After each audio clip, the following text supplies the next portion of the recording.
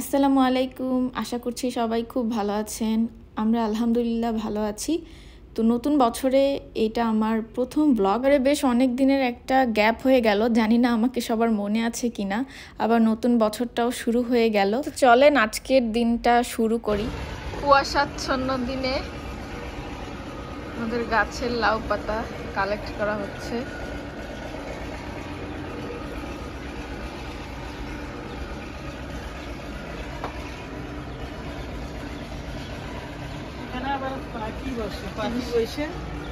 আওয়াজ হইতেছে বিল্ডিং করার কাজ করে এখানে। এই যে বিভিন্ন জায়গায় এখন বিল্ডিং এর কাজ চলছে, তাই আওয়াজ হচ্ছে। ওই পাশে হচ্ছে ওই হলুদ হলুদ ফুল, ওগুলো হচ্ছে শসা গাছের ফুল আর কি। শসা একটা বড় হচ্ছে, তবে শসা বড় হতে অনেক সময় লাগে, একটা না কয়েকটা, আর টিকছে না, বেশ অনেকগুলোই নষ্ট হয়ে গেছে। কয়টা হইলো? অনেকগুলা। ভালোই তো হইলো, আরো নেওয়া যাবে।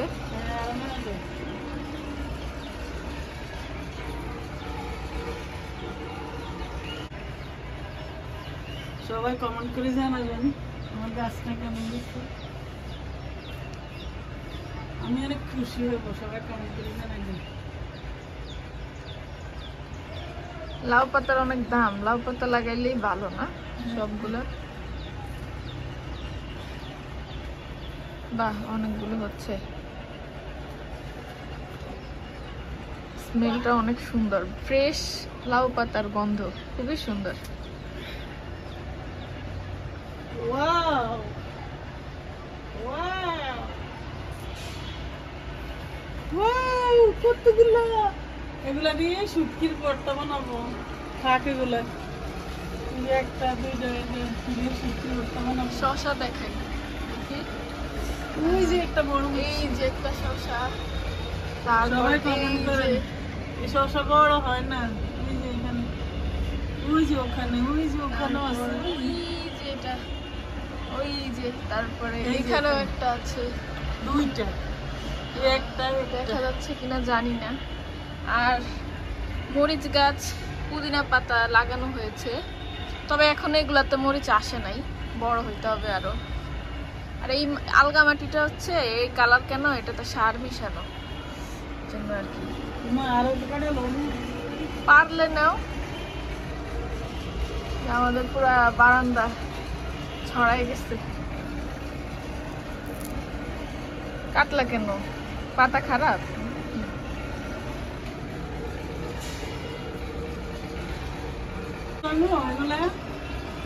নিতে পারো, আমি জানি না কোনগুলা নেওয়া যায় কোনগুলা যায় না, নিতে পারো।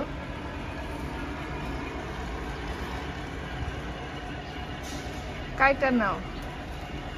এই অংশটা এমন হইলো কি জন্য? কি জন্য জানি হচ্ছে।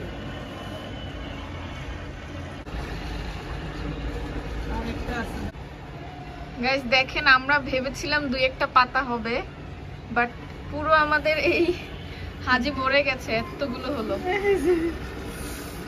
ওয়াও, এতগুলো হবে চিন্তা করি নাই না। Wow, happy. হ্যাঁ, আমি খুব হ্যাপি।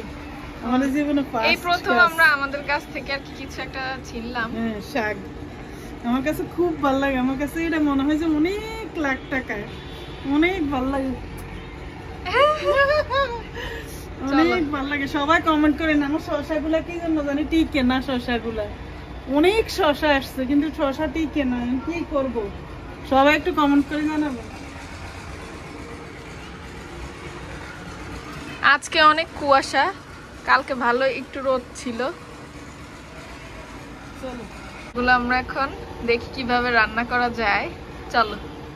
সকালের নাস্তার প্রিপারেশন হচ্ছে, একটু আলু ভাজি করে নিচ্ছি, নতুন আলু তো, আর একটু পানি দিয়ে দিলাম, কিছুক্ষণ একটু তেলে নাড়াচাড়া করে। আর আজকে টমেটো ধনেপাতা দিয়ে করব, তো এতে আলু ভাজিটা খাইতে পুরো একদম অন্যরকম লাগে।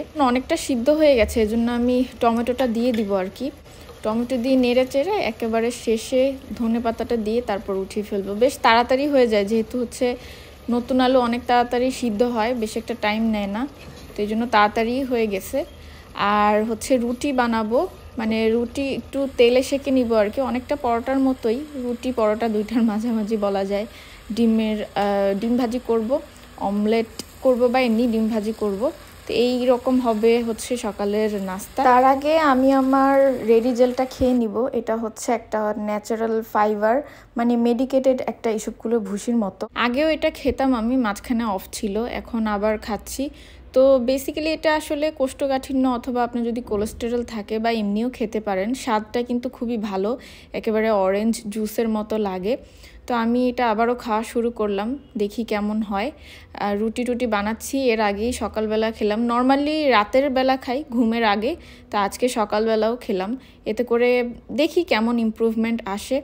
তো রান্না বান্না অনেকটা হয়ে গেছে, সকালের আমরা নাস্তাটা একটু হেভি খাই। রুটিগুলো খুব তাড়াতাড়ি ঠান্ডা হয়ে যায় শীতের দিনে, এই জন্য এরকম হটপটে রেখে দেই।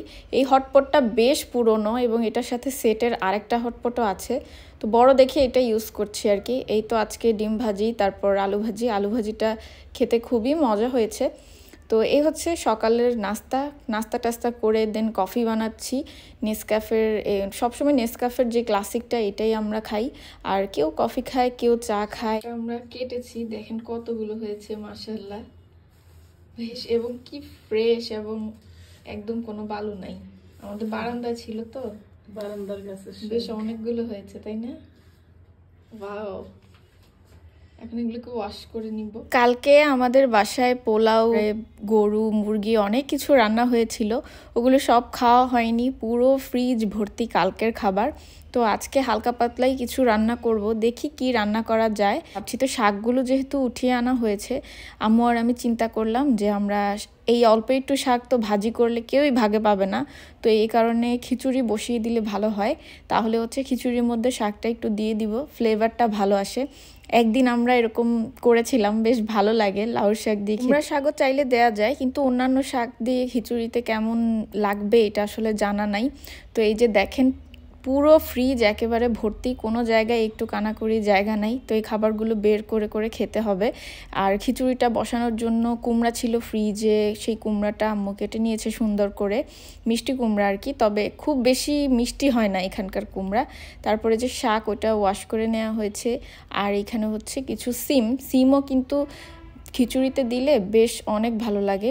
এর আগে খেয়ে দেখেছি তো, তাই এর জন্য দিচ্ছি আর কি। আলু দেওয়ার কথা ছিল, কিন্তু কালকের যে গরুর মাংস, ওইটা আসলে যতটুকু আছে গরুর মাংস খিচুড়ির মধ্যে দিয়ে দিব, ওইটার সাথে কিছু আলু আছে, এজন্য এক্সট্রা করে আর আলু দিলাম না। আর এখন আমরা রাইস কুকারে বসিয়ে দিলাম, কারণ রাইস কুকারে খিচুড়ি, পোলাও, তারপরে ভাত খুব ভালো হয়। চাইলে আপনি এটার মধ্যে মাংস তরকারিও রান্না করতে পারেন। আমাদের এই রাইস কুকারটা বেশ অনেক ভালো। তো খিচুড়ি অলরেডি বসানো হয়ে গেছে। আর আজকে আমাদের বাসারও ক্লিনিংয়ের কাজ চলছে, একেবারে ডিপ ক্লিন। আমরা সপ্তাহে 2 বারই এরকম ক্লিন করি। অনেকে অনেক সময় প্রশ্ন করে কি আপনাদের বাসা কি সুন্দর ক্লিন থাকে, কিভাবে এত সুন্দর পরিষ্কার রাখেন, আমাদের বাসা তো বারবার ময়লা হয়ে যায়। আরে ভাই, বাসা ঠিকমতো পরিষ্কার ঘন ঘন না করলে সেটা কখনোই এতটা ক্লিন থাকবে না। অবশ্যই শ্রম দিতে হবে পরিষ্কার থাকার জন্য। বাসার ঘর মোছার জন্য আমরা স্যাভলন ব্যবহার করি, সাথে আবার একটু পাউডারও দেই, এই জন্য এত বড় স্যাভলন রাখা হয়েছে।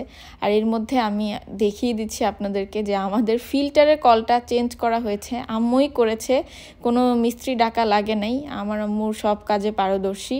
আর এইখানে হচ্ছে এটা এইভাবে পাশেই আমাদের লাইন আছে, এই জন্য এটাকে এখানে সেট করা হয়েছে। একেবারে ওড়না দিয়ে ঢেকে রেখেছি, তাহলে হচ্ছে ধুলা পড়ে না। তো এই কলটা না অনেক দিন যাবতই নষ্ট ছিল, তো এই কারণে এটা চেঞ্জ করার দরকার ছিল। কিনে এনে রাখা হয়েছে, কিন্তু চেঞ্জ করবে বলে করা হচ্ছিল না। আজকে সেই কাজটাও হয়ে গেল। মোটামুটি বেশ অনেক কাজই হয়ে যাচ্ছে, পাশাপাশি আমাদের খিচুড়িও রেডি হয়ে যাচ্ছে। রাইসটা যখন প্রায় 70% সিদ্ধ হয়ে গেছে, তখন শেষের দিকে শাক আর মাংসটা আর কি দিয়ে দিলাম। আর অন্যান্য সবজি, সিম, তারপরে কুমড়া, এগুলো তো সিদ্ধ হতে একটু সময় লাগে, এগুলা 50% সিদ্ধ হওয়ার পরে দিয়ে দিয়েছি।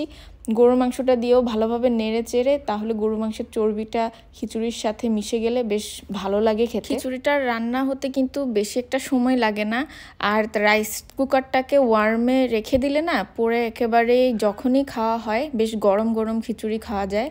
এখানে আমি তারপর লাঞ্চ করতে বসে পড়লাম গোসল টোসল করে, জলপাইয়ের চাটনি দিয়ে খাচ্ছি। জলপাইয়ের চাটনি দিয়ে সাধারণত আমরা খিচুড়িটা খাই, বেশ ভালো লাগে। আর এই খিচুড়িটা বেশ মজা হয়, এইভাবে রান্না করে দেখবেন। আর যেই সবজি থাকে সেটাই খিচুড়ির সাথে মিশিয়ে দিবেন, মূলা বাদে, মূলা দিলে ভালো লাগে না। তো লাঞ্চ টাঞ্চ শেষ করে একটু রেস্ট নিলাম। এখন সন্ধ্যাবেলায় আমাদের নাস্তা হিসেবে আমরা আজকে তৈরি করছি হচ্ছে তেলের পিঠা। তেলের পিঠা আমার ভাইয়ের খুব পছন্দ, এজন্য আজকে বানানো হচ্ছে। এর মধ্যে শীতের অনেক ধরনের পিঠা আমরা খেয়েছি, আলহামদুলিল্লাহ কোনো রকম পিঠা কোনো আইটেম বাদ নাই যে এবার খাই নাই। তবে চিতই পিঠাটা কম খাওয়া হয়েছে, যেহেতু আমরা কারেন্টের চুলায় রান্না করি, তো চিতই পিঠাটা হয়তো খুব একটা পারফেক্ট হবে না, এই কারণে চিতই পিঠাটা কম খাওয়া হয়েছে। বাট তার বাদে সব পিঠাই খেয়েছি, তো দেখানো হয়নি ভিডিওতে, কিন্তু আলহামদুলিল্লাহ যা খেয়েছি আল্লাহর কাছে শুকরিয়া। বাই দ্য ওয়ে, আজকের তেলের পিঠাটা কিন্তু গুড় দিয়ে তৈরি করা হচ্ছে। অবশ্য আমাদের আর কি সব পিঠা গুড় দিয়েই পছন্দ, চিনি দিয়ে কোনো পিঠা আমরা বানাই না। চিনি দিয়ে পিঠা খেতে টেস্ট লাগে না এতটা, আর অনেকে দেখি আবার চিনি দিয়েও সব পিঠা বানায়, তো এটা যার যার পছন্দ। এইবার এত পরিমাণে মিষ্টি পিঠা খাওয়া হয়েছে, ওজন কত বেড়েছে আল্লাহই জানে। কিন্তু শীতটা এবার অনেক বেশি পড়াতে পিঠারিটা খেতে বেশ ভালোই লাগে, আর আমাদের কিচেনটাও অনেক সুন্দর, তো যার কারণে রান্না বান্নায় বেশ আনন্দ পাওয়া যায়। তো এই যে পিঠা বেশ ভালো ফুলেছে এবং খেতেও খুব মজা হয়েছে। আম্মু একটা বানিয়েছে, আমি পাশে দাঁড়িয়ে দাঁড়িয়ে খাচ্ছি আর ভিডিও করছি। পিঠাগুলোর সাইজ কিন্তু এক একটা অনেক বড় বড় করে তৈরি করছে, যাতে করে একটু তাড়াতাড়ি বানানো হয়ে যায়, কারণ দাঁড়িয়ে দাঁড়িয়ে এতক্ষণ রান্না করাটা কষ্টের। এইবারে যা ঠান্ডা পড়েছে, হাত পা সারাক্ষণ ঠান্ডাই একেবারে বরফ হয়ে জমে থাকে, তাই যেই রকম কাজকর্মই হোক করতে বেশ কষ্টই লাগে।